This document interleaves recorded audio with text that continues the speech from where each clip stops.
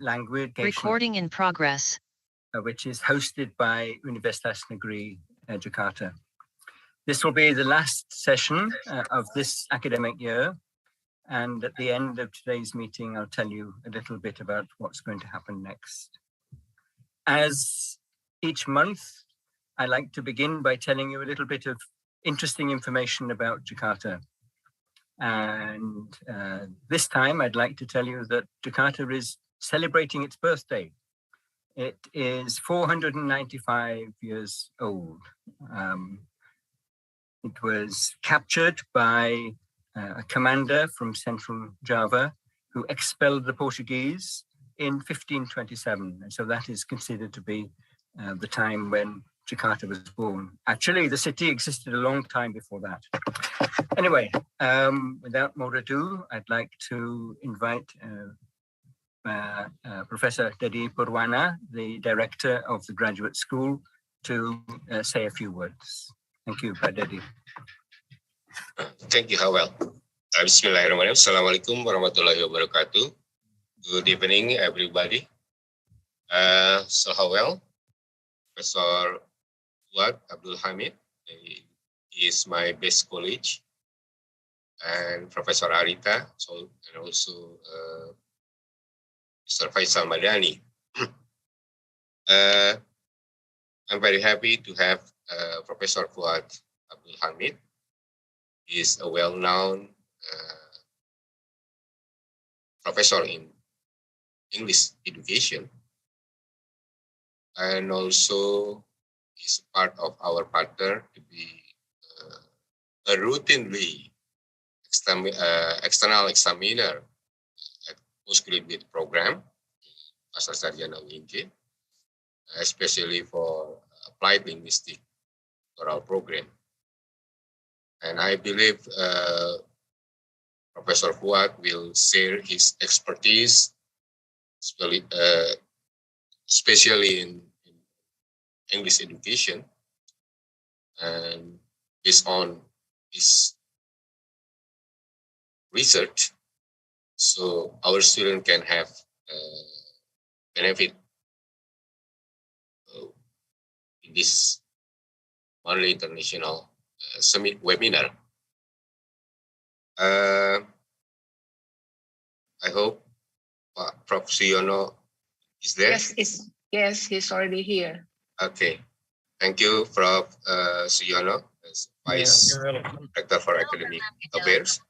And please, Prof. Siono, to open officially the last international monthly seminar, as Pak Hawel said. Then we will continue all the further international monthly seminar.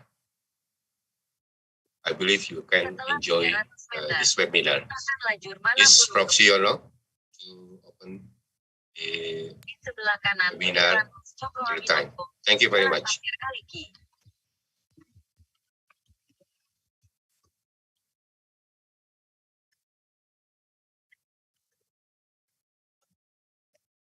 Okay, directly. Yeah, Prof. Okay, thank you. I'm sorry, I'm on trip. Assalamualaikum warahmatullahi wabarakatuh. Good afternoon, everybody. The Honorable Speaker of this seminar, Professor Fuad Abdulhamid from Universitas Pendidikan Indonesia, Mr. Hywel Coleman, the moderator, and Professor Dedi Purwana, the Director of Postgraduate Program, and the Board of Vice Director, lecturers, and all students of postgraduate program. I'm pleased to welcome you at this monthly seminar program with an interesting topic, English as Lingua Franca formats and feasibility in Indonesia education. Like other topics in the previous webinar, I believe that this topic is very interesting. This is possible in the context of Indonesia, in which some challenges and opportunities are facing ahead. On one hand, we are proud about the development of Bahasa Indonesia with this data. One, Bahasa Indonesia is now taught and learned in 45 countries in the world. And second, Bahasa Indonesia is the second language in Ho Chi Minh City in Vietnam. The third, Bahasa Indonesia is the fourth most popular language in Australia. And fourth, the popularity of Indonesian Wikipedia ranked 26 among hundreds languages worldwide. However, on the other hand, problems are arising with our local languages. There are at least 780 local languages used in Indonesia nationwide. Regarding the topic discussed today, I agree with the statement that the success of English teaching in Indonesia cannot be freed from the students, culture backgrounds, values, customs, and beliefs, as well as the political standpoint of the government. English language teaching has undergone more than 4 changes in its curriculum since the country's independence and brought no significant impact upon the learning outcomes. I believe Prof. Abdulhamid has more detailed information in relation to the topic delivered in the seminar today. Ladies and gentlemen, at the end of my speech, on behalf of Universitas Negeri Jakarta, I must extend my gratitude to Professor Abdulhamid for sharing his expertise in this seminar. My appreciation also goes to Mr. Coleman, who has been with us at University of Jakarta, holding the monthly seminar. I must also extend my gratitude to the Director of Postgraduate Program and the Board of Vice Directors, also all coordinators of study program who have made this sport event possible. Ladies and gentlemen, especially lecturers and students of postgraduate program, please enjoy this seminar. I'm very sure you can take benefits from it. Thank you. Assalamualaikum warahmatullahi wabarakatuh. Waalaikumsalam. Thank you.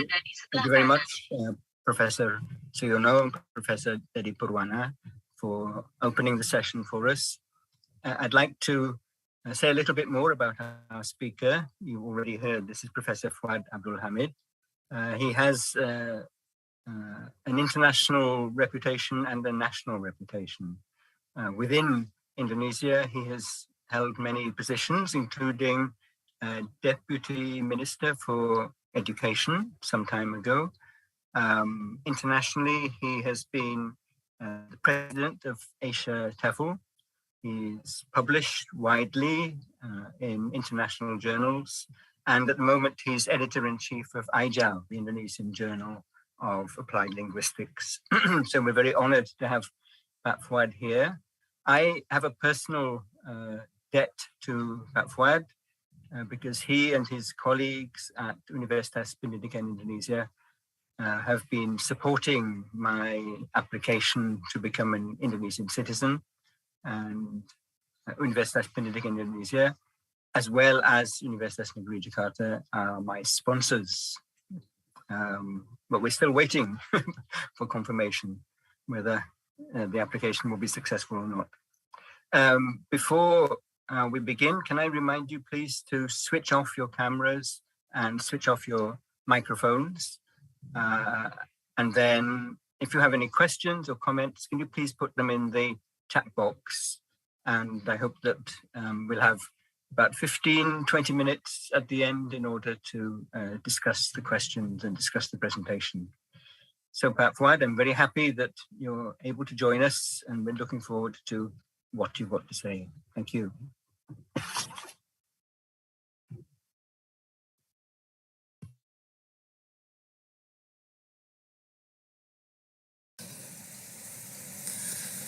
All right. Assalamualaikum warahmatullahi wabarakatuh. And good afternoon, everybody. I can see some professors from UNJ are here right now.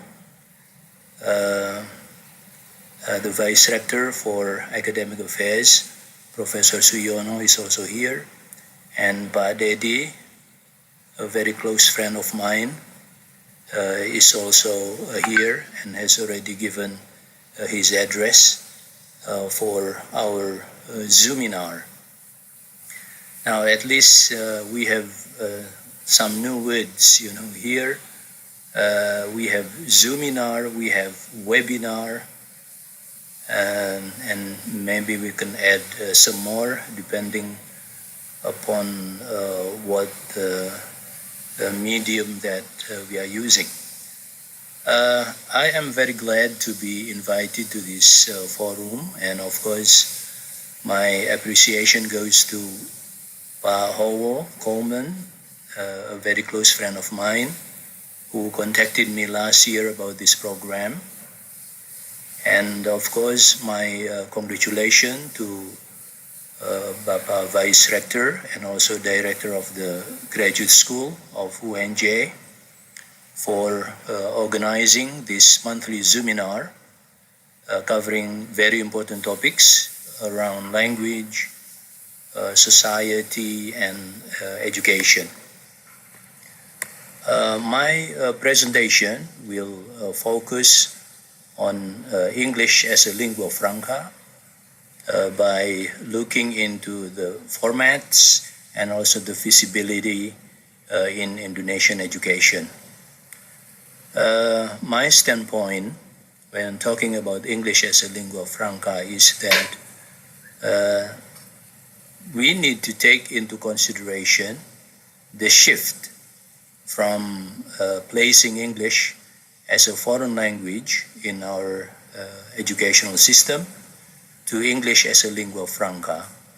And of course, the consequence of which is that language teaching activities are expected to set up contextually useful literacies with multicultural spheres, and then to implement practices that respond correctly to the demands of the changing society. Of course, with all of its predicaments and also with all its consequences. My presentation will basically cover two areas. Of course, I will be focusing on the formats of English as a lingua franca, especially basically on the what and the why of English as a lingua franca. And then afterwards, I'll be tracing feasibility of implementing English as a lingua franca principles in our educational contexts. What is English as a lingua franca? Just to look at what formats are we facing when we are talking about English as a lingua franca. Here I borrow definitions as put forward by Moranen and also by Molin. So the term lingua franca is normally used to mean a contact language, that is a vehicular language between speakers who do not share a first language. So although the term lingua franca is today commonly used for natural languages that are particularly widespread, especially sometimes even very exclusively like English, it is worth keeping in mind that basically any language, however small, can equally well be used as a lingua franca. An example in our history of language development in Indonesia, in the beginning, the Indonesian language called Malay in Sumatra area was relatively small, in terms of the size of speakers at that time, but it was used as the lingua franca in our country. So ELF, or English as a lingua franca, could also be conceptualized as a register which can be integrated into the variety and nation-based model on a functional level. Now, when talking about English as a lingua franca, we should not forget the important idea put forward by Kachru, because since the start of the linguistic study of the spread of English, there have been a few models concerning how English has become a global language. And nonetheless, Kachru's expanding Kachru's circles of English is recognized as the most influential, I think. So his model aims at describing how English has diffused across the globe, and Kachru focused on the diasporas of English, which heavily characterize the first two circles. So here, Kachru features the first and second diaspora of English in his model. And when we are talking about diaspora here, is a term used to describe how a population becomes scattered and develops separate origins in separate geographical locations. So a diaspora is then the mass dispersion of a population.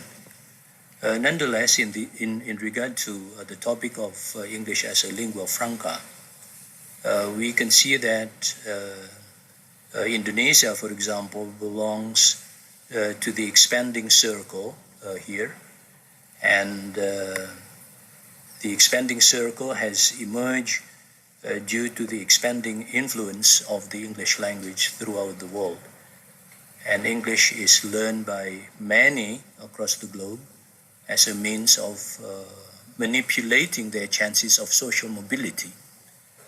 So as a result, in countries like Indonesia, for example, there are now many people who can speak English as their second language, and therefore when they meet someone else who is native to another language, also has English as a second language, they can use English as a medium of international communication, and therefore English now become a lingua franca.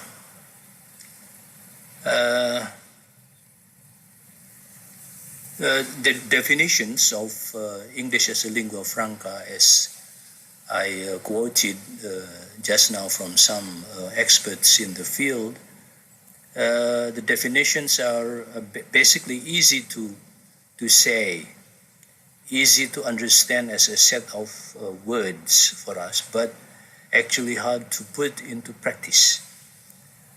Why? Because English as a lingua franca is a complex issue.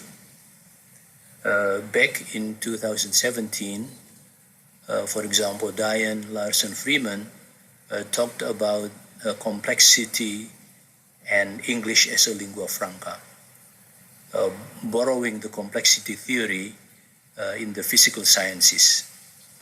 Of course, some would argue that theories from the physical sciences would probably be inappropriate to apply to more human concerns. However, we can see that some linguists are increasingly drawn to complexity theory for the analogical insights. Take, for example, if we are taking a look at the linguistic system,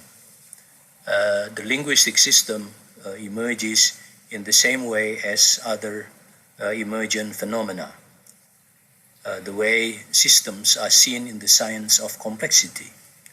So through the addition or through the disuse of the strategies that the interactants develop in the here and now of their communicative acts. So if we accept the analogy, so there is here some kind of guidance available in complexity theory as a meta theory, and support for it from the study of English as a lingua franca. Take, for example, the importance of the need to acknowledge the dynamicity, the non-linearity, the open-endedness of English as a lingua franca communication, and also speakers' positioning. To come back to the issue of English as a lingua franca, the idiolects of the expanding circle speakers, including us Indonesians, engaging in lingua franca conversations would need to share a substantial number of features for ELF to be considered a variety. Even though lingua franca speakers from the expanding circle come from a multitude of different language backgrounds and of course exhibit very divergent levels of English competence, it is nevertheless conceivable that processes of accommodation could result in a new variety, perhaps with some kind of unmarked features winning out. After all, if we take a look at the new Englishes of the outer circle, we see evidence that independent non-native varieties may develop in exactly this fashion. So lingua franca English in the expanding circle, just like what's going on in the Indonesian context, has the English as a lingua franca theoretical potential of developing its own variety. Some writers have had put forward ideas of calling Indonesian English, for example, and at some point in time in the future it might come true that there is that kind of variety in our context. In the context of ASEAN, the official promotion of English now in ASEAN, English is considered as the sole working language, and it has provided some kind of great impetus to rapid development as a regional lingua franca. And in addition to the usual motivations to use English, namely to be able to participate in and also to get benefit from modernization and globalization. So the official status of English in ASEAN provides some kind of extra motivation for the teaching and learning of English in a somewhat more serious. And of course, the role of English as a lingua franca across ASEAN is not unique, okay, because it's going on almost everywhere. So we have the issues of Englishes, for example. And we know that the issue of Englishes across cultures is not so much a matter of linguistic differences as a matter of effective cross-cultural understanding and interaction. So the key issue here, not simply trying to master the linguistic principles of the language being learned, but the most important thing is how could we create some kind of effective cross-cultural understanding and interaction. And also when we are talking about pronunciation, intonation, rectification that often take place in our classroom, we are talking about more of improved intelligibility and effective communication.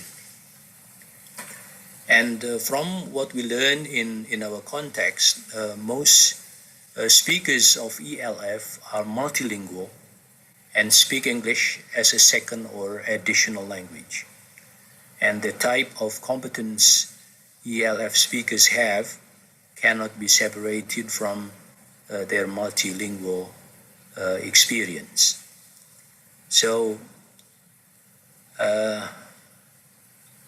therefore, when we are talking about the varieties of English existing in the world right now, it is a must for an English teacher, especially in our context, to no longer use one approach to teaching English or Englishes, and also neither advocate one and only one variety of English, because of the fact that the principle that we would like to have is to create some kind of a cross-cultural understanding between people, among nations. A few years ago, together with Pak Bahruddin Mustafa and Pak Subhan Zain, we contributed to the book on teacher education for English as a lingua franca. I believe some of you probably have been familiar with the book. And the chapter that we contributed to the book is on enhancing the quality of Indonesian teachers in the ELF era. Some policy recommendations were put forward in that chapter.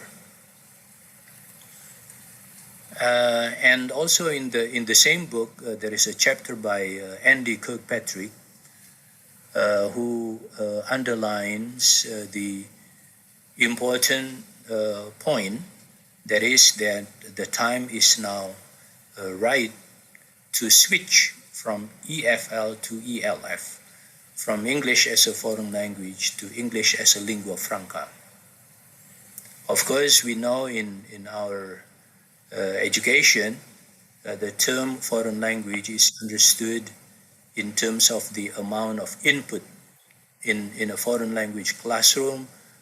For example, in our school classrooms, there are insufficient input conditions and limited exposure to English. Exposure to English in our secondary schools would probably be less than 4 hours in a week. So that's the reality. So therefore, when we are talking about switching from EFL to ELF, we are talking about changing the goal of English instruction, which should be no longer native speaking proficiency that we are aiming at, but we are aiming at providing our students to be able to create effective communication, especially among people coming from the backgrounds with English as a second or foreign language.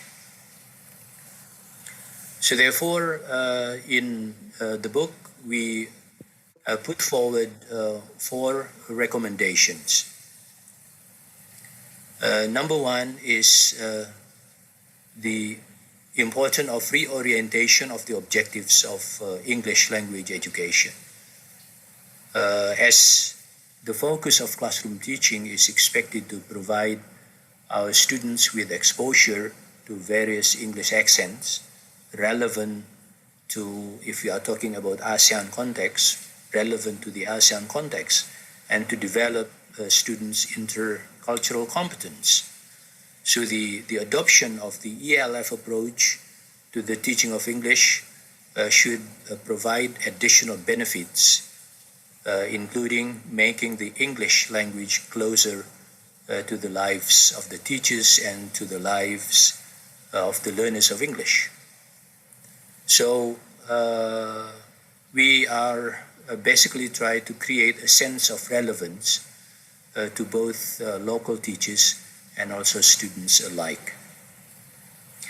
Our second recommendation was on the importance of empowering teachers and Menurut students itu as kalau users.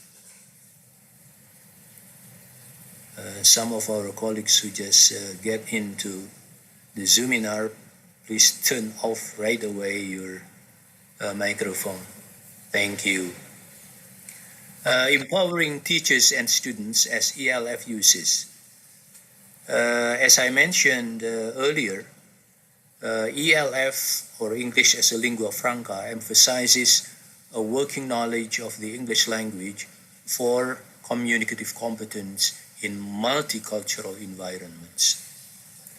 So we would like to, of course, develop the ability among our students by providing exposure to intercultural competence and by providing some kind of capacity building with the teacher education to improve the teacher's capacity building, who are capable of managing their own professional development. Our third recommendation has to do with developing a policy on English teachers' proficiency. The orientation of the teacher education program is, of course, to make pre-service student teachers familiar and conversant with English for teaching. And this pivotal point is motivated by the thinking that teachers in the ELF context should ensure that their proficiency is high enough to successfully discharge various important jobs embedded in their roles as instructors.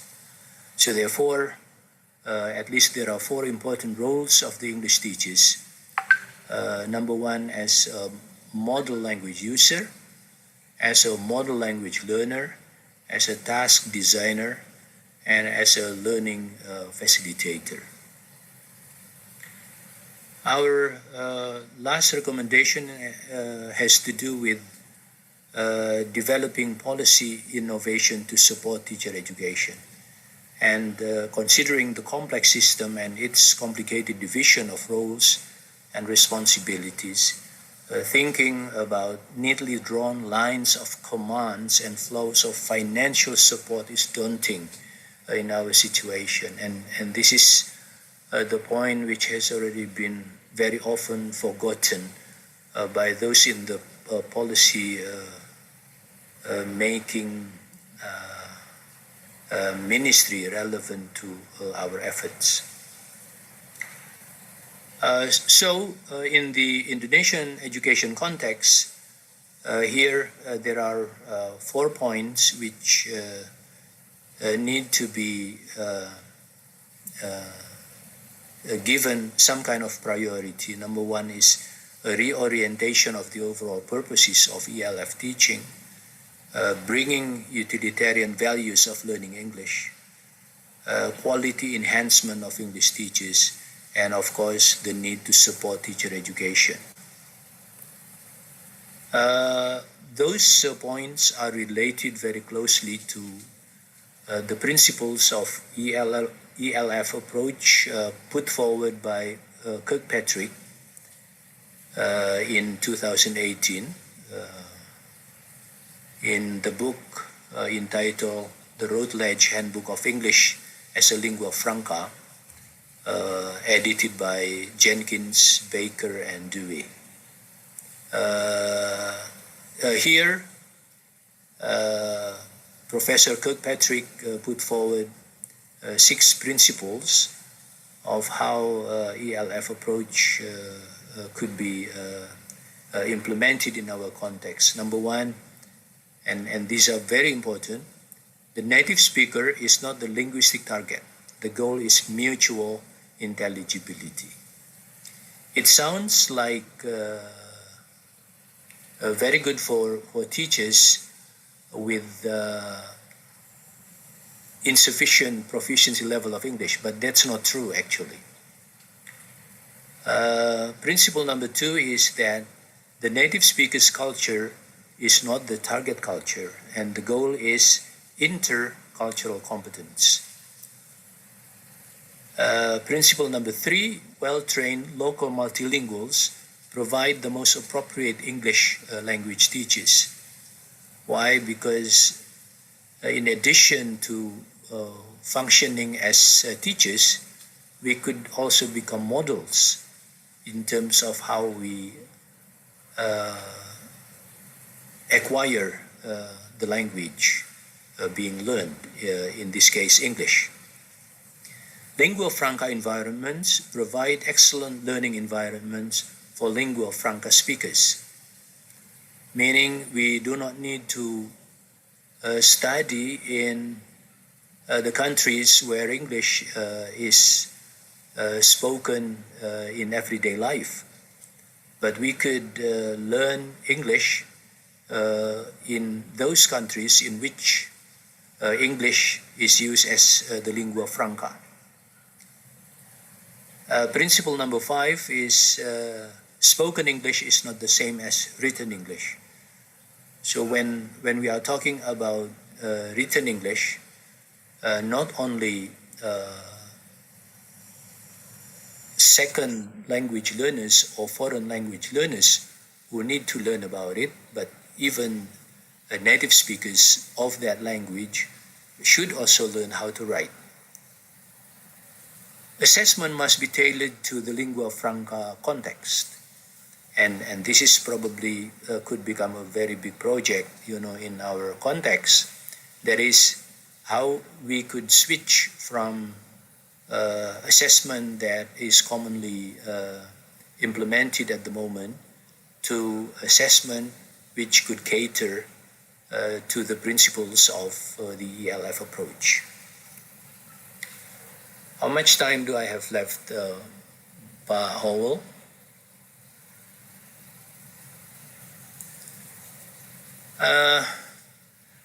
The concept most widely used when describing new trends in the study of multilingualism and multilingual education is the concept of translanguaging. Yeah? Yeah, Pa Howell?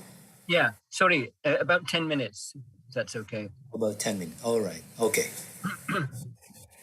Now, therefore, I would like to share with you an article that we write. Professor Emilia and I did report a study on translanguaging practices in our university. And the report can be read in Teflon Journal, volume 33, number 1, and just recently published this year.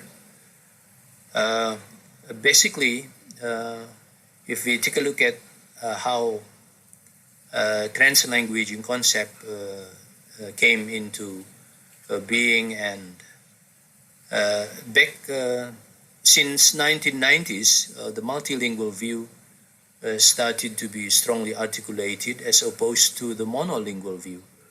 And we know that many scholars now argue that schools need to purposefully create interactive spaces where it is safe to access all linguistic resources rather than trying to keep the languages separate. So using students' home languages in a foreign language classroom may facilitate the acquisition of a second language. The study that we did drew mainly on the theory of translanguaging. And under the theory of translanguaging, there are several aspects commonly discussed, like monolingualism, emergence of multilingualism, some basic principles, and also the benefits. Translanguaging is defined basically as an approach to the use of language, bilingualism, and the education of bilinguals that considers the language practices of bilinguals not as two autonomous language systems, but as one linguistic repertoire. Okay? And also, translanguaging is the deployment of a speaker's full linguistic repertoire without regard for watchful adherence to the socially and politically defined boundaries of named languages. In line with this, also we have the concept of translanguaging, the concept of plurilingualism, which presupposes the existence of a free and active subject who has amassed a repertoire of resources and who activates this repertoire according to his need, knowledge, modifying or combining them where necessary. And this phenomena commonly take place in our language classrooms, in our context. Of course, there are challenges of translanguaging, like the question of how to teach under the umbrella of translanguaging theory, and it is less clear for teacher educators, and interdisciplinary perspective not yet elaborated, and a shortage of the exploration on what teachable pedagogic resources are available. And the study was an ethnographic in nature, involving 2 teachers and 4 classes online. But probably the findings are the ones which are very important to discuss a little bit. So data from observations, from recordings, observation notes indicate that translanguaging practices occurred in all subjects in every meeting in our department, and target translanguaging practices tended to be educational in nature rather than linguistic. And also, the practices serve different functions. Now, if we take a look at some extracts here, extract number 1 shows translanguaging occurrences mostly led by the teacher, once by the student, and these translanguaging strategies can be categorized into several functions. It could be interpretive function, it could be managerial function, and all these suggest that translanguaging practices followed educationally principled approach and motivated by some kind of what is commonly understood by us as scaffolding consideration.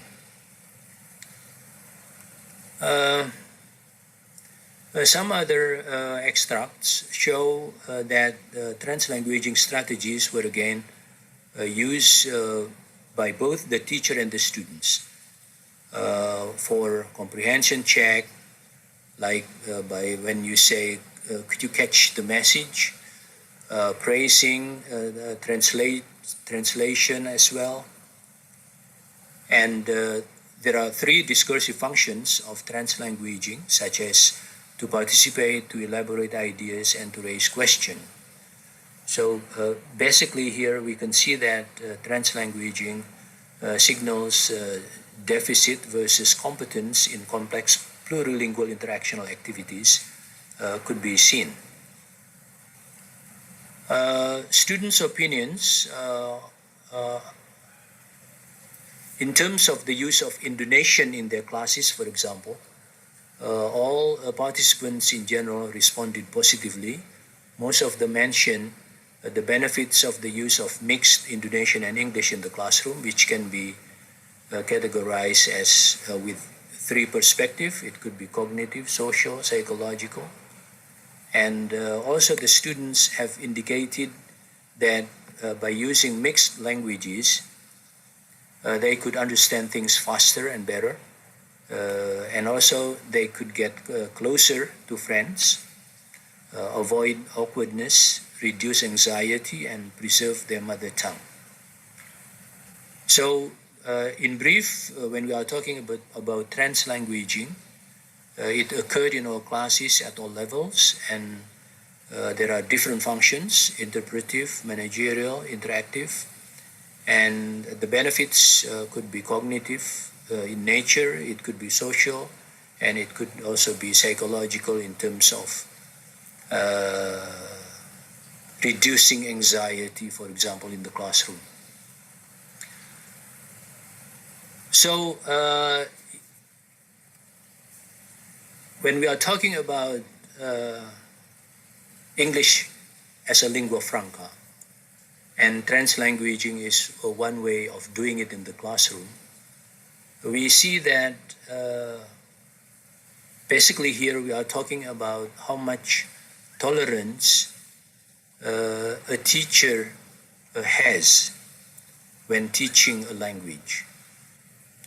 So we require English teachers with adequate linguistic tolerance, but at the same time helping students for becoming better communicators.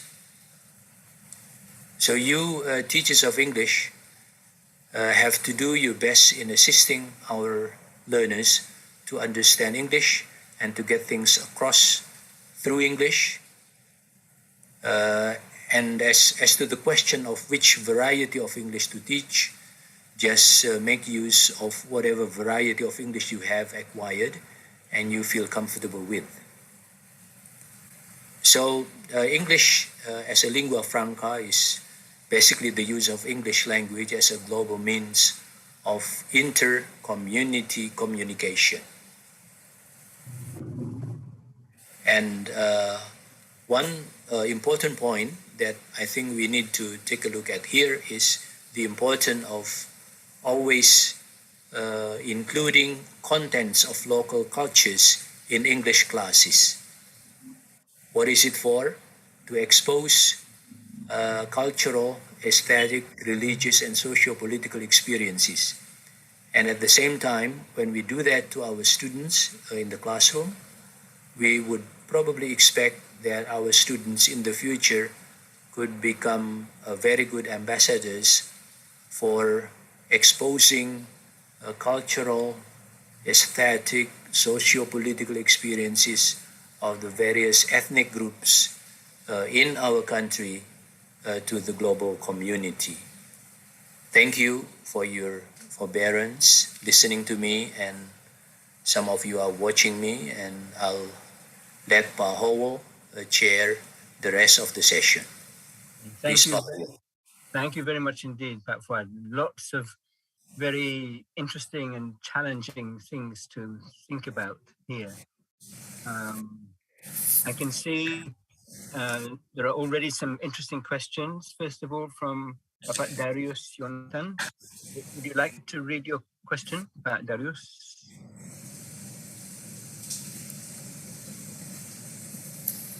Or I can read it for you. He says, I have some questions. What could we do to change EFL to ELF? Is there any benefit of the change? Indonesia is quite large. What is your plan to support English teachers to be better in using English throughout the nation? I think actually you've answered some of these questions already, but anyway, would you like to respond, Pat Fuad? All right. Basically, there are some benefits for us teachers in our context when we are talking about switching from the approach, the EFL approach to ELF approach in our teaching activity. Why? Number one, in terms of the target of our teaching activity, we do not need to try to help our students to become native-like in their English capacity and ability. We simply help them to be able to communicate well in English, not only with native speakers, but also with people coming from other countries whose mother languages are not ours. So that's point number one. And point number two, the benefit that we have as teachers of English in our context is that we could make use and take the benefits of anything we have in our own country as a part of the content of our teaching activity. And therefore, we do not need to focus too much on transferring cultural items coming from the countries where English is spoken, but we could use what we have here and now in our own local contexts. Some of the answers to that question have already been given in my presentation, Pak Howo. Yeah, thank you. So the next question is from Ibu Noni Agustina, who says that she is from Linguistic Terapan in UNJ, and she has two questions. Would you like to ask your questions, Ibu Noni? Hello, Ibu Noni. Okay, I'll read them for you. She has two questions. First, you mentioned EFL to ELF. If we look at this from the point of view of Catu's theory, are those, EFL and ELF, in the expanding circle? If they are in different circles, what is the significant difference between EFL and ELF in real life? Secondly, one of the recommendations is providing various English accents from Asian countries. What countries should be considered for ELMT materials? Thank you. I miss some of the questions, maybe because my English is not as good as Pak Howo's English. Sorry, my pronunciation has not adapted yet. All right. Basically, we are switching the way our cognitive structure is organized in our teaching activity. So what I'm trying to say is that when we are switching from EFL to ELF approach, maybe we are doing the same thing as we have been doing so far now, but there are some emphasis that we need to underline again. Take, for example, the fact that you are teaching English which is not similar to native speakers English. That's probably the truth, yeah, the reality. Yeah. But now when you are aware of that and you believe that it is okay, then there is some kind of confidence between you yourself as teachers in teaching. Rather than you are trying to make them all sound like native speakers, but you teachers yourself do not sound like native speakers, and that would probably be very difficult, psychologically speaking. So EFL to ELF, switching from EFL to ELF is basically switching in terms of your own posture, psychological posture in teaching, and also emphasizing ways of looking into what you are doing as teachers of English. When it is still an EFL approach that you are using, you are basically pushing and helping your students to be able to sound like native speakers, but now, it's okay. But of course, the most important thing is intelligibility. Not simply using English, whatever you have, but and then no understanding could be created during your communication with others. That's not what I am trying to say. But we are helping our students to become conversants, to become communicators, effective in getting across. Okay? Okay, thanks. There are a lot of questions now. The next one is from Bapak Susanto in Lampung. you like to read your question, Susanto?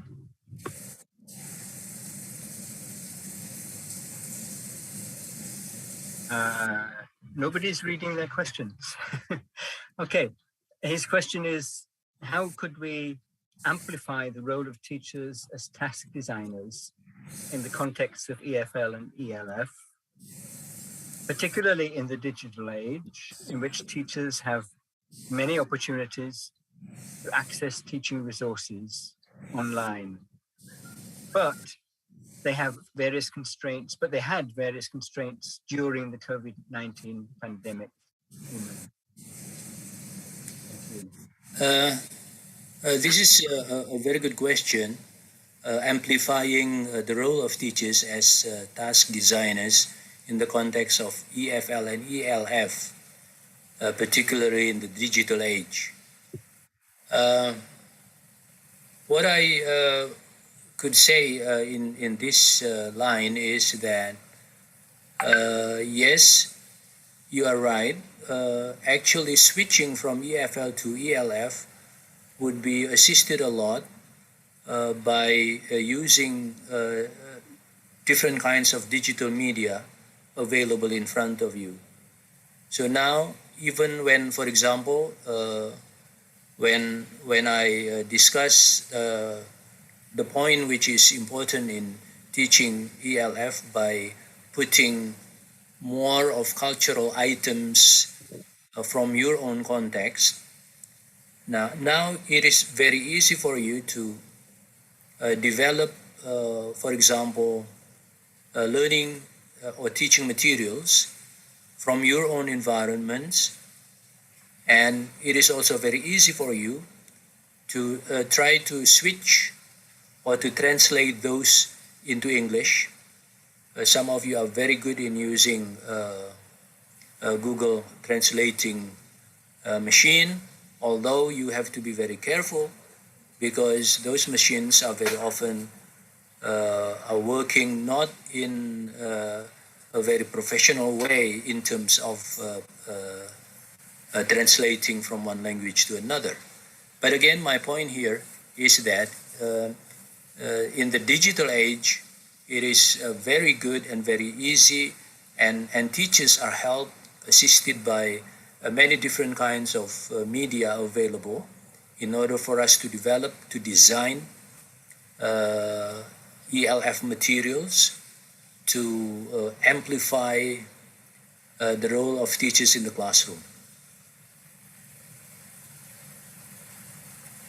Okay, thank you. There's a comment from Ibu Emma Pasargan, old friend from Makassar, thanking you for what you've said, and it's helped her to see connections that she hadn't seen before.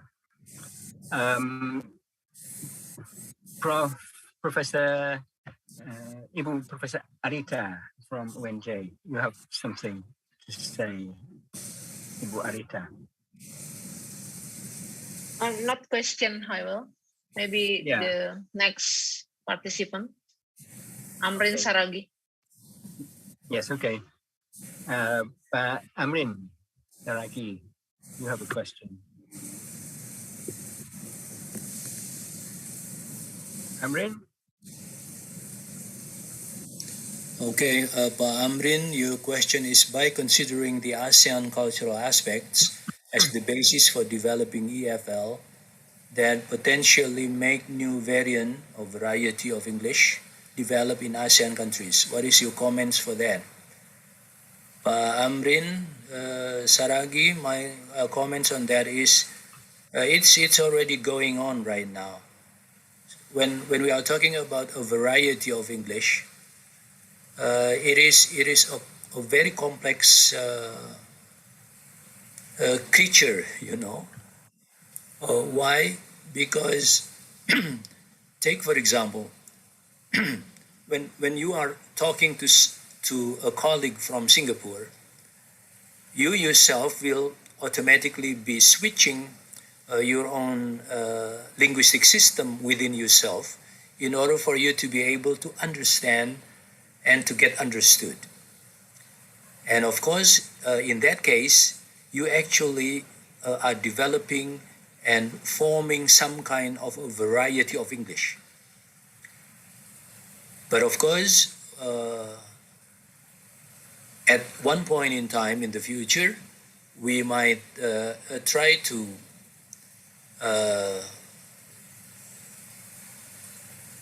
analyze, to synthesize all of those things into a somewhat more formal variety accepted by those. Just like what's going on right now, even in Europe, there is English as a lingua franca for European countries, especially among countries whose language is not English. So it is coming up. Different varieties. There could be, even if we take a look at the Indonesian setting right now, the varieties of English could vary a lot. Why? Because we have so many local language backgrounds around which could affect the language, in this case English. So there could be English sounding like people coming from West Java with the Sundanese accent, English sounding like Javanese, influenced by Javanese, and so on and so forth. Okay, Pak Howell?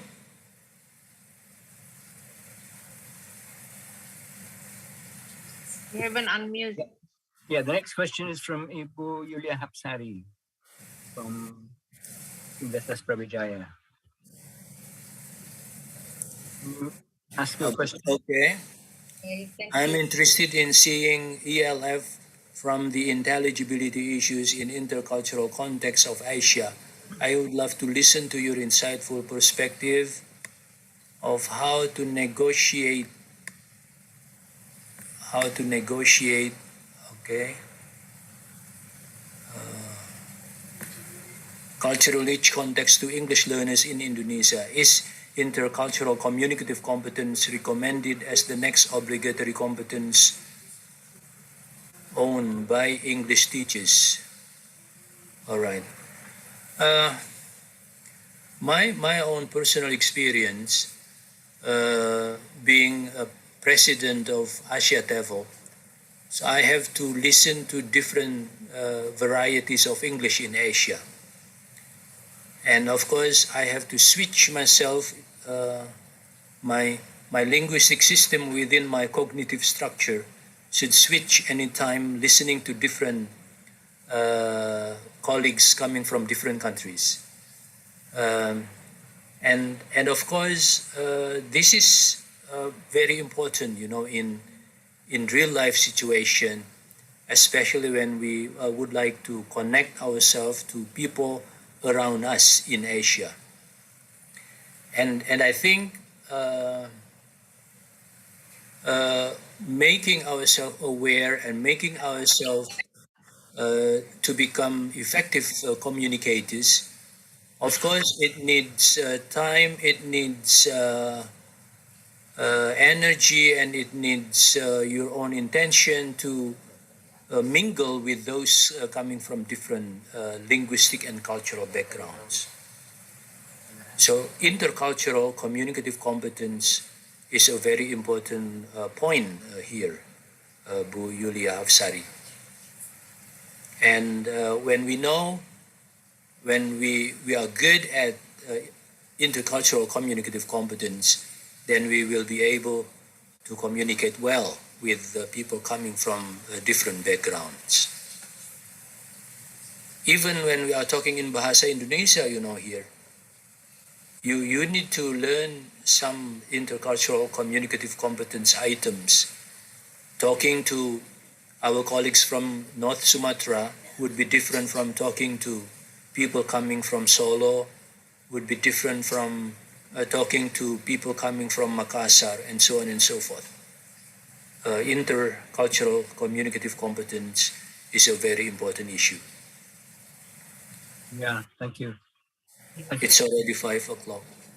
Yeah, I think because Indonesia is such a culturally and linguistically rich nation, I think most people already have high levels of intercultural competence. Can we squeeze in 2 more questions? I know it's 5 o'clock, but can we squeeze in 2 more questions? One from Bapak Arif Hussein Lubis. And then after that, from Ibu Nur Handayani. Ask 2 questions. From Bapak Arif Hussein Lubis. Okay, if I may ask, based on your perspective,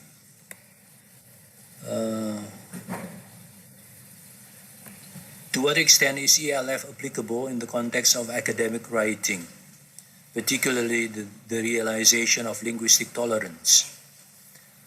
Not that much, although when we are talking about how people write due to different linguistic and cultural backgrounds, we will understand very easily of why the way around and why, for example, the organization and the structure of the writing would be different from what we expect. Take, for example, somebody coming from my own cultural background in my kampung would tend to circling when talking about one item rather than saying straightforward to the point. And of course, it would be reflected in their academic writing. Rather than saying your thesis statement in the beginning, they would say, talking about many things as the background, and round and round, circling until at the end he or she did not reach anything, actually.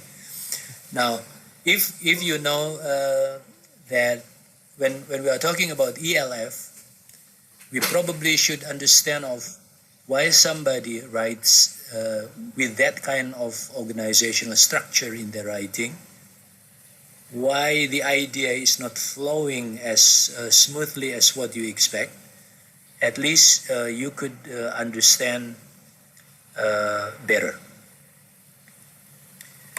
And then from Ibu Nur Handayani, the goal of ELF is that as a teacher we have to simply assist our students to be a good communicator. Therefore, it should be comprehensible and intelligible.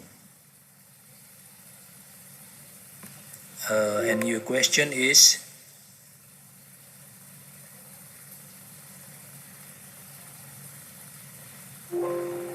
What about the assessment, Prof? What should we refer to, especially in speaking? How far can we be tolerant?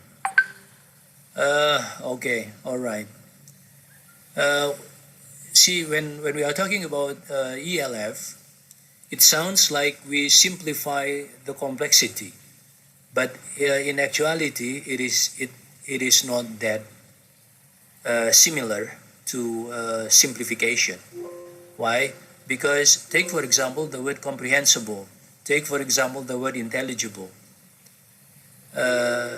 Even if you read the writing of Andy Kirkpatrick regarding assessment of ELF, and when talking about intelligibility, then we need to first of all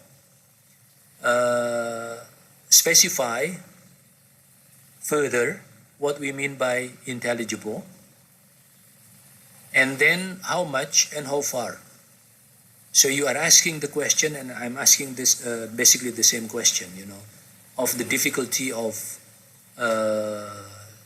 assessment about intelligibility. But of course, if you have proficient speakers of English, we could use not only one assessor or evaluator, when you are doing that, but at least you have to have two in terms of intelligibility. And that would probably work, especially if you have native speakers. It would also be helpful. But of course, good native speakers. Yeah. Paul is smiling because of that. I know he knows what I mean. This raises a whole new question. What is a good native speaker? Okay. All right, Paul. Thank you. I see that Colum Downs from British Council is here. Would you like to say something, Colum?